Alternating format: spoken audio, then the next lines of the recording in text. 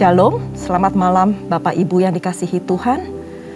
Pada malam hari ini kita sama-sama kembali dalam Bible Study Online CK7 dan kita sama-sama akan mempelajari kitab yang luar biasa dari Imamat 25. Tetapi sebelum kita mulai, mari kita terlebih dahulu masuk ke dalam hadirat Tuhan.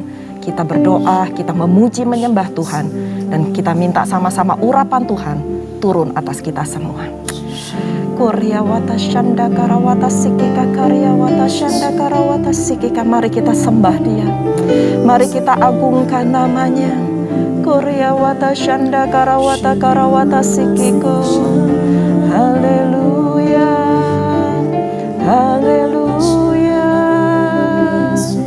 Kami sembah Engkau Tuhan. Kami tinggikan nama-Mu. Kami puji Engkau Yesus, Engkau yang layak, hanya Engkau Tuhan, Engkau yang layak terima segala hormat kemuliaan selama-lamanya. Koryawata shanda karawata karawata sikika, Koryawata karawata karawata karawata karawata sikika. Haleluya.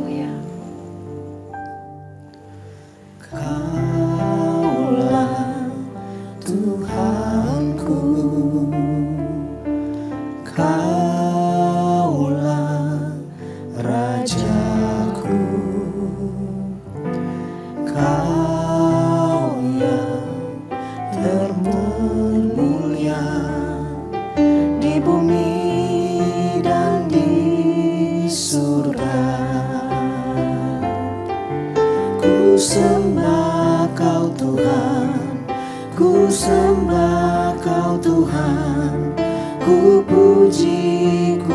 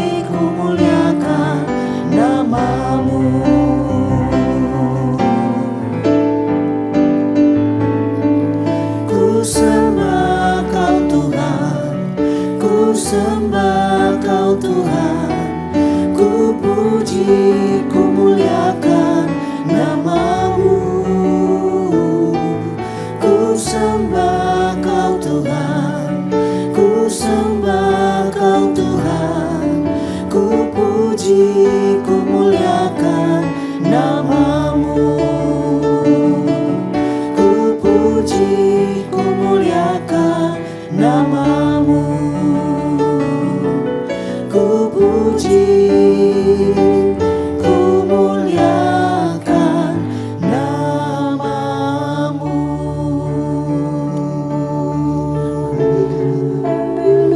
Kami puji, kami muliakan, Engkau Yesus kudus Tuhan. Bapa Tuhan dan Raja kami, Engkau Juru Selamat kami, Yesus Tuhan kami, karya watasi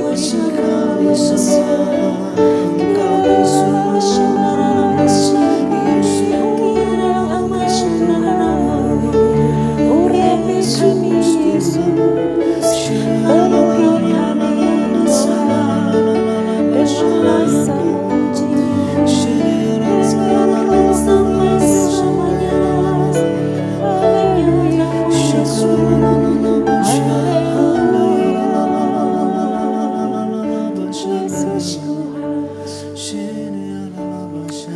Karya watashanda karawata sikika, karya watashanda karawata sikika, karya watakarawata sikika. Kami ingin lebih memuji Engkau Tuhan. Haleluya. Sebab Engkaulah Tuhan yang Maha Tinggi,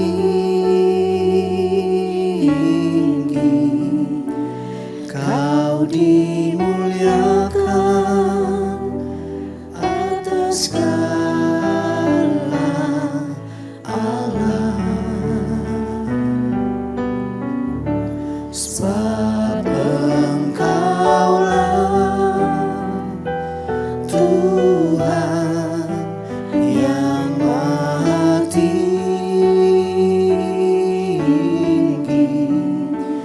Kau dimuliakan atas segala alam. Kau ku sembah, Kau ku sembah, Kau ku sembah, oh Tuhan. Kau ku sembah, Kau ku sembah, Kau ku sembah, oh Tuhan. Sebab Engkaulah Tuhan yang Maha Tinggi, Kau dimuliakan atas segala alam. Sebab Engkaulah Tuhan yang Maha Tinggi, Kau dimuliakan atas segala alam. Kau ku sembah,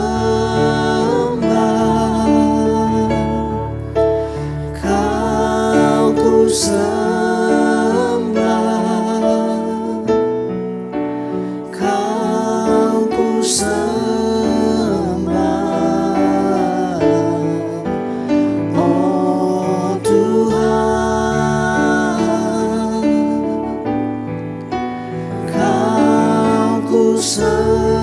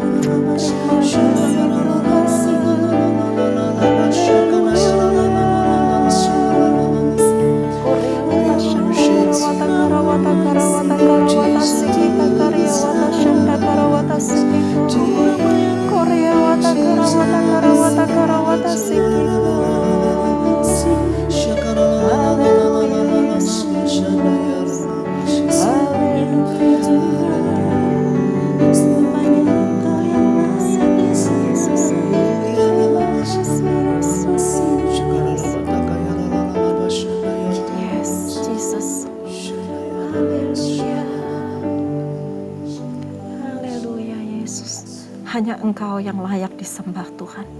Hanya Engkau yang layak terima pujian pengagungan kami. Hanya Engkau satu-satunya Tuhan. Kami bangga punya Engkau Allah yang hidup, yang bertahta dahulu, sekarang, dan bahkan sampai selamanya. Terima kasih Bapa, terima kasih. Terima kasih untuk pujian penyembahan yang boleh kami naikkan. Terima kasih untuk hadirat-Mu Tuhan yang boleh kami rasakan.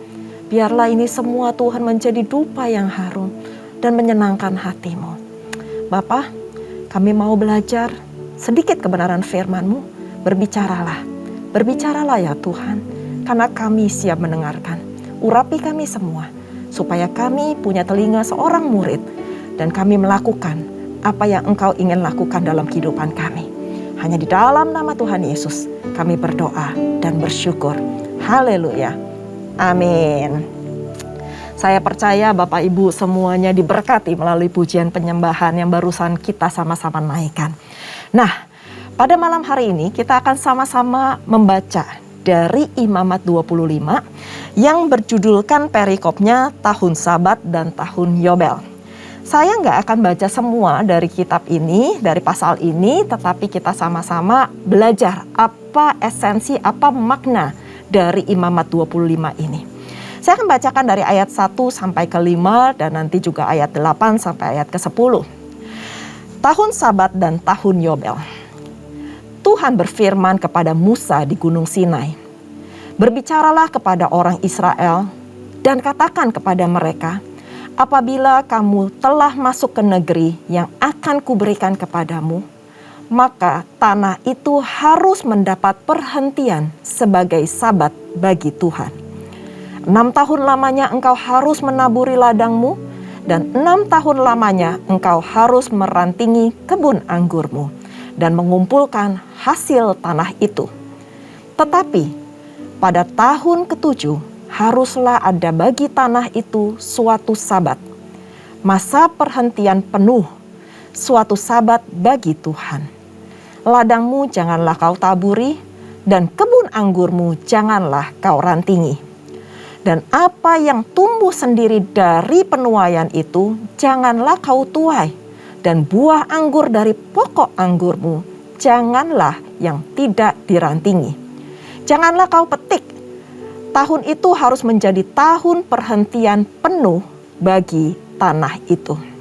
Kita akan lompat ke ayat 8. Selanjutnya engkau harus menghitung 7 tahun sabat, yakni 7 kali 7 tahun, sehingga masa 7 tahun sabat itu sama dengan 49 tahun. Lalu engkau harus memperdengarkan bunyi sangkakala di mana-mana dalam bulan yang pada tanggal 10, bulan ke-7 pada tanggal 10 bulan itu. Pada hari raya perdamaian, kamu harus memperdengarkan bunyi sangkakala itu di mana-mana di seluruh negerimu. Ayat 10, kamu harus menguduskan tahun yang ke-50 dan memaklumkan kebebasan di negeri itu bagi segenap penduduknya. Itu harus menjadi tahun Yobel bagimu, dan kamu harus masing-masing pulang ke tanah miliknya dan kepada kaumnya. Nah, Bapak Ibu yang dikasihi Tuhan, melalui pembacaan kita dalam kitab Imamat 25, satu hal yang kita harus pelajari bahwa Tuhan tidak akan melakukan sesuatu apapun tanpa memberitahukan terlebih dahulu kepada nabinya. Dan dalam hal ini Tuhan berbicara langsung kepada Musa. Jadi Tuhan ingin mempersiapkan apa yang harus kita perbuat. Begitu pula dengan tahun Sabat dan tahun Yobel yang disampaikan oleh Tuhan sendiri kepada Musa di Gunung Sinai. Tahun Sabat adalah tahun yang ke-7 di mana bangsa Israel harus melakukan tahun perhentian penuh. Dan pada prinsip Sabat ini diperluas sampai diberlakukan kepada tanah milik bangsa Israel. Seperti apa yang tadi kita baca dari ayat 1 sampai ke 5. Setelah 6 tahun lamanya, umat Israel menaburi ladangnya, merantingi kebun anggurnya, dan mengumpulkan hasil dari tanahnya. Tetapi tahun ke-7 harus ada sabat bagi tanah itu. Berarti tanah itu tidak boleh lagi ditaburi. Kebun anggur tidak boleh lagi dirantingi, harus berhenti total. Kenapa dilakukan itu? Karena ini adalah satu wujud perlakuan tindakan penghormatan bagi Allah. Ingat, di pasal-pasal sebelumnya, di kitab-kitab sebelumnya kita juga belajar mengenai 10 perintah Allah. Dan pada hukum yang 10 dikatakan ingat dan kuduskanlah hari Sabat. Berarti apa? Ada waktu perhentian total. Ada waktu di mana kita bersabat dengan Tuhan. Sama seperti hari yang ke-7, tahun ke-7 harus ada perhentian total. Berarti tanah pun tidak boleh diolah untuk usaha pertanian. Prinsip tahun Sabat dilanjutkan, diperluas dengan adanya tahun Yobel. Tadi kita juga sudah baca di ayat yang ke-8 dan selanjutnya. Apa itu tahun Yobel? Tahun Yobel adalah tahun pembebasan. Setelah siklus 7 kali 7 tahun, jadi 7 kali 7 tahun, Yobel itu 7 kali 7 tahun, yaitu tahun ke-49, maka tahun yang berikutnya ke-50, mereka harus memperdengarkan bunyi sangkakala pada bulan ke-7, tanggal ke-10. Itu berarti apa? Itu adalah tahun pembebasan. Jadi 49 tahun, di tahun ke-50-nya yang berikutnya adalah tahun pembebasan. Bangsa Israel, umat Tuhan, pilihan Tuhan, harus menguduskan tahun ke-50. Dan di dalam tahun itu, seluruh keluarga harus kembali ke tanah miliknya masing-masing. Dan jikalau ada yang merantau ke tanah lain, ke negeri lain, mereka harus kembali ke tanah miliknya, tanah asal di mana mereka berada. Dan mereka tidak, pada saat mereka mungkin menjual atau membeli, mereka tidak boleh merugikan satu dengan lainnya. Dan apa yang mereka jual harus mereka tebus kembali. Esensi dari tahun Sabat dan tahun Yobel ini sebenarnya adalah ketaatan bangsa Israel atas perintah Tuhan. Apakah mereka mau mempercayakan hidup mereka sepenuhnya kepada Tuhan? Karena nggak gampang pastinya, kita harus berhenti total. Kita tidak boleh kerja, kita nggak boleh menaburi tanah kita tidak boleh merantingi kebun anggur kita selama 1 tahun penuh. Tapi apakah bangsa Israel mau taat akan perintah Tuhan? Karena satu hal, Tuhan pasti sanggup mencukupkan apa yang mereka perlukan. Tetapi tergantung dari ketaatan mereka sendiri. Apakah mereka mau taat penuh atas perintah Tuhan? Dan selama tahun Yobel, selama tahun Sabat, mereka pasti akan dijamin. Karena mereka akan makan kenyang dan diam di sana dengan aman dan tentram. Itu semua karena Tuhan yang akan memerintahkan berkat kepada bangsa Israel. Kenapa Tuhan memerintahkan berkat? Kalau Bapak Ibu pelajari lebih lanjut dalam Imamat 25 ini, ada hal yang spesial yang Tuhan lakukan. Di mana pada tahun ke-6, hasilnya itu bisa dinikmati untuk 3 tahun berikutnya. Wow, saya percaya itu sesuatu yang sangat luar biasa. Karena pada tahun ke-6, tahun ke-7 mereka harus berhenti total. Berhenti total mereka baru mulai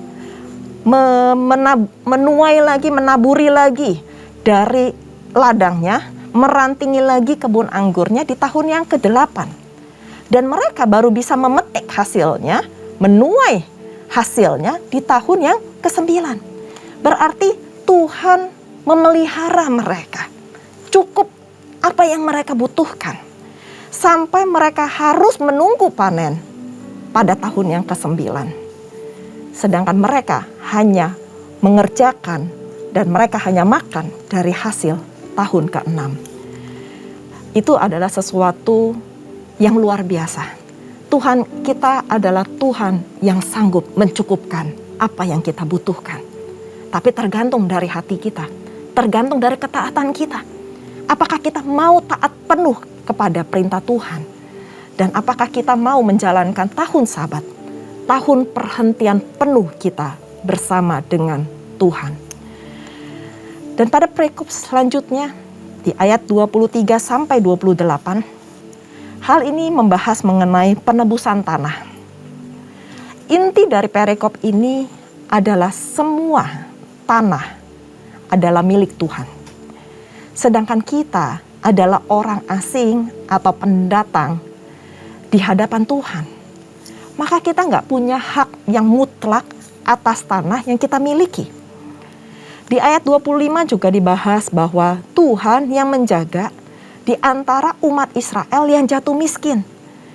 Dan jikalau mereka harus menjual sebagian dari miliknya, maka saudaranya yang lain, kaumnya, berhak menebus tanah itu pada tahun Yobel. Dan jikalau umat tersebut tidak memiliki kaum untuk menebus tanah yang dia telah jual, namun ia sendiri mampu untuk menebus miliknya sendiri, maka ia harus memasukkan tahun-tahun setelah penjualannya itu dalam perhitungan kepada si pembeli, dan pembeli harus mengembalikan kepada orang yang menjual tanahnya. Inti dari perikop ini adalah tahun Yobel, tanah yang sudah dijual akan bebas. Dan umat Israel boleh kembali ke tanah miliknya. Dan juga pada perikop selanjutnya masih di Imamat 25, kita membahas mengenai penebusan rumah. Penebusan rumah, kalau tadi kita membahas penebusan tanah, sekarang kita membahas penebusan rumah. Bedanya di sini adalah penebusan rumah hanya berlaku selama 1 tahun, mulai dari hari penjualannya. Dan jikalau rumah tersebut tidak ditebus, maka rumah tersebut secara mutlak menjadi milik si pembeli secara turun-menurun. Dan di dalam tahun Yobel, rumah itu pun tidak bebas. Itu tertulis di ayat yang ke-30. Namun satu hal, Tuhan memberikan pengecualian kepada orang Lewi. Orang Lewi adalah orang yang dikhususkan oleh Tuhan, kaum yang dikhususkan oleh Tuhan untuk melayani kemah suci. Dan orang Lewi ini, mereka berhak menebus rumah orang Lewi untuk selama-lamanya. Jadi orang Lewi boleh berhak menebus rumah milik mereka untuk selama-lamanya. Enggak termasuk pengecualian yang tadi, cuma 1 tahun saja. Dan ini perikop yang terakhir Bapak Ibu sekalian, di ayat yang ke-35 sampai ayat ke-55. Kita sama-sama membahas juga di dalam Imamat 25 ini adalah perlakuan terhadap orang miskin. Dalam beberapa kondisi sosial, hal ini juga diatur oleh Tuhan. Tuhan kita adalah Tuhan yang adil, Tuhan Maha Pengasih, dan Tuhan yang tidak menekan, menuntut. Dia itu penuh kasih. Kasih yang tanpa syarat. Di ayat ke-35 dan 36, di mana jelas dituliskan, jika ada saudaramu yang jatuh miskin, sehingga ia tidak sanggup bertahan, maka ada beberapa kondisi yang Tuhan mau kita lakukan. Apa kondisi yang pertama yang Tuhan mau kita lakukan? Yang pertama adalah, jikalau kita membantu saudara kita yang jatuh miskin, kita nggak boleh mengambil bunga atau riba daripadanya. Itu tertulis di ayat ke-36. Dan apa kondisi yang kedua? Jadi pada saat kita meminjamkan saudara kita yang jatuh miskin, jangan sekali-kali kita menekan hak mereka, kita makin menyusahkan mereka dengan mengambil keuntungan dari kesusahan orang lain. Poin yang kedua, apa yang Tuhan inginkan di dalam perlakuan terhadap orang miskin? Kita nggak boleh memperbudak saudara kita yang sedang jatuh miskin. Mungkin mereka kepepet, mereka butuh kerjaan, lalu kita memperkerjakan mereka. Tetapi kita nggak boleh memperbudak mereka. Sebagai orang upahan, dia harus tinggal bersama dengan kita sampai tahun Yobel. Dan pada tahun Yobel ini, mereka boleh diizinkan keluar, bebas dari perbudakan, dan pulang kembali ke kaumnya, ke tanah milik nenek moyangnya. Dan yang terakhir, apa esensi dari perikop perlakuan terhadap orang miskin ini? Tuhan juga ingin memberikan petunjuk di mana umat Israel, jikalau memperoleh budak, mereka tidak boleh memerintah dengan kejam dan kasar. Pada paparan berikutnya dituliskan bagaimana jika situasi yang terbalik, di mana seorang asing tinggal di tengah umat bangsa Israel dan bertambah jaya, melampaui apa yang dimiliki oleh orang dari kaum Israel. Maka keluarga dari orang Israel tersebut perlu menebus saudaranya dari lingkup komunitas asing di mana dia hidup. Intinya adalah untuk melakukan pembebasan perlu difasilitasi oleh seorang penebus, dan itu dari kaumnya sendiri, dari saudaranya sendiri. Itu semua berdasarkan pada Allah yang sebagai pemilik umat Israel. Dan itu semuanya tertulis di ayat ke-55. Karena padakulah orang Israel menjadi hamba. Mereka itu adalah hamba-hambaku yang kubawa keluar dari tanah Mesir. Akulah Tuhan Allahmu. Dan sebagai kata penutup, bagaimana kita memperlakukan prinsip Yobel dan tahun Sabat dalam kehidupan kita? Apakah kita juga mengambil waktu-waktu khusus di mana kita melakukan Sabat bersama dengan Tuhan?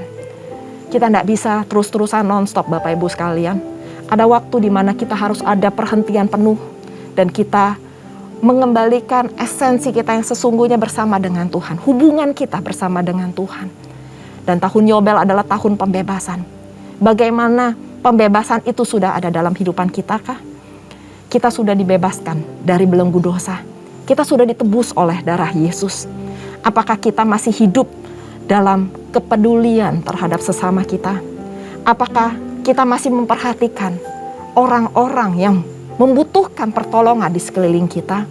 Dan apakah kita memberikan perlindungan kepada orang-orang yang lebih lemah daripada kita?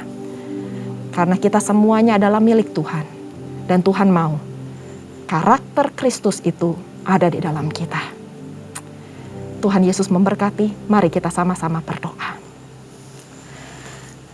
Koryawata Shanda Karawata Sikeka. Terima kasih Tuhan. Terima kasih Bapa. Kalau pada malam hari ini kami telah sama-sama belajar apa arti tahun Sabat dan apa arti tahun Yobel itu dalam kehidupan kami. Tuhan, kami tahu Tuhan, kami adalah sepenuhnya milik-Mu. Dan apa yang kami miliki itu semuanya milik-Mu. Kami gak mau Tuhan, hidup kami terlalu sibuk, disibukkan dengan berbagai hal.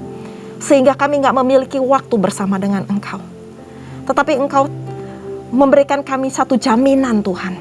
Bahwa pada saat kami berhenti total, memiliki perhentian penuh bersama dengan Engkau, maka Engkau sendiri akan mencurahkan berkat-berkat-Mu dalam kehidupan kami. Kami gak usah takut Tuhan terhadap kekeringan masa-masa mungkin kesusahan Tuhan. Tetapi jikalau kami taat, setia akan perintah-Mu, maka Engkau menjamin, Engkau yang berjanji mencukupkan segala apa yang kami perlukan. Bahkan kami akan hidup dalam berkelimpahan. Terima kasih Tuhan, Engkau jagai setiap kami. Terima kasih Tuhan, kami ada sampai saat ini. Itu semuanya karena Engkau. Karena pemeliharaanmu atas kehidupan kami. Penyertaanmu yang sempurna atas kehidupan kami. Kami bangga Tuhan, punya Allah seperti Engkau. Hamba berdoa juga Tuhan, untuk setiap kami Tuhan, yang mungkin masih meragukan Tuhan, akan berkat-berkat yang Kau berikan pada saat kami bersabat. Mungkin kami tidak merasa cukup dengan apa yang kami miliki. Tapi malam hari ini Tuhan, kami mau belajar Tuhan, mencukupkan segala sesuatu Tuhan dengan apa yang telah Engkau berikan. Dan memberikan waktu khusus bersama dengan Engkau. Karena kami semuanya adalah milik-Mu. Dan apa yang kami punya itu semuanya berasal daripada-Mu. Dan kami bersyukur Tuhan, kami telah Engkau bebaskan dari semua belenggu dosa. Tahun Yobel Tuhan, dapat kami rayakan. Karena Engkau yang telah mati buat kami 2000 tahun yang lalu, membebaskan kami dari belenggu dosa, seperti Engkau membebaskan bangsa Israel dari perbudakan Mesir. Maka dari itu Tuhan, berikan kepada kami semua hati yang mengasihi, yang peduli, yang mau Tuhan lebih memperhatikan orang-orang yang di sekeliling kami. Seperti apa yang Engkau ajarkan kepada kami dalam Imamat 25. Engkau berkati setiap jemaat-Mu. Engkau berkati setiap umat-Mu Tuhan, dimanapun mereka berada. Apapun yang menjadi pergumulan mereka. Hamba percaya Tuhan, firman yang ditaburkan tidak akan pernah kembali dengan sia-sia. Dan mereka akan mendapatkan rema-rema melalui firman Tuhan yang pada malam hari ini kami baca. Terima kasih Tuhan. Terima kasih, berbicaralah terus Tuhan. Hamba terbatas, tetapi Roh Kudus-Mu tidak pernah terbatas dalam kehidupan kami. Terima kasih Bapa. Dan sebelum kami berpisah satu dengan lainnya, kami rindu menerima berkat yang daripada-Mu. Mari umat yang dikasihi Tuhan, kita sama-sama mengangkat tangan kita dan kita siap menerima berkat. Terimalah berkat yang berlimpah-limpah dari Allah Bapa. Kasih karunia di dalam anaknya yang tunggal, Tuhan kita Yesus Kristus. Dan persekutuan manis dengan Roh Kudus menyertai Bapak Ibu sekalian. Mulai saat ini sampai Tuhan Yesus datang untuk kedua kalinya, menjemput kita di awan-awan permai. dan bahkan untuk selama-lamanya. Mari kita semuanya sudah menerima berkat, sama-sama katakan, amin. Terima kasih, Tuhan Yesus memberkati. Selamat malam.